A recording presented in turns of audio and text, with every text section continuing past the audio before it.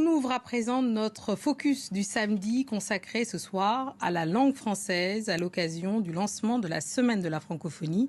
On s'intéresse au poids de la langue, à ses usages et son enjeu en Afrique et dans la diaspora, car l'Afrique, sachez-le, comprend près de 60% des francophones dans le monde.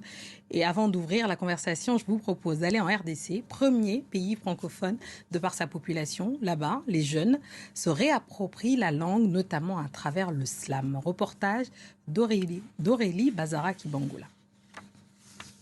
Dans les rues de Kinshasa, impossible de ne pas entendre le lingala, l'une des 4 langues nationales. Nous sommes des Congolais. On doit parler lingala. C'est la langue de notre pays. Le français, lui, reste perçu comme la langue de l'enseignement et de l'administration.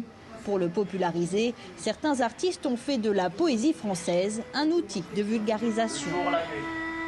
Comme ici, dans cette concession du quartier Limété. Comme lors du baptême du Christ, celui-ci est mon poète bien-aimé en qui j'ai mis toute l'addiction, l'incarnation de Orphée ou de Césaire. Et je lui dis, Elia, Elia, l'éloslam et botami, Elia, Elia, l'éloslam et botami.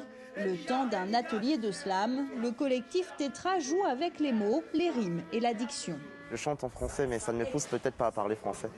Mais quand j'écoute du slam en français, le slam c'est le parler comme vous le dites, la poésie orale, alors quelqu'un qui parle en français, alors j'ai peut-être ce besoin-là de comprendre ce que la personne dit. Et puis voilà, il y a même le petit français que je connaissais qui revient. Des performances aux textes engagés sur la situation politique ou la guerre dans l'est du pays.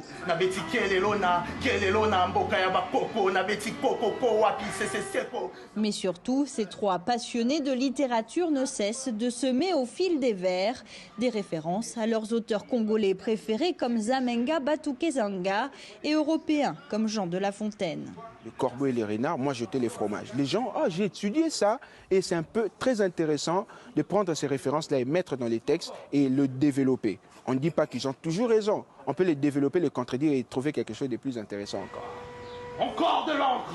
En tenue de religieux pour prêcher leur amour des lettres, ils enchaînent les textes avec face à eux un public conquis devenu de fervents fidèles. Je vous salue, Slam.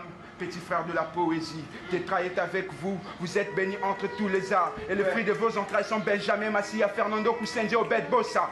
Sainte poésie, mère des émotions.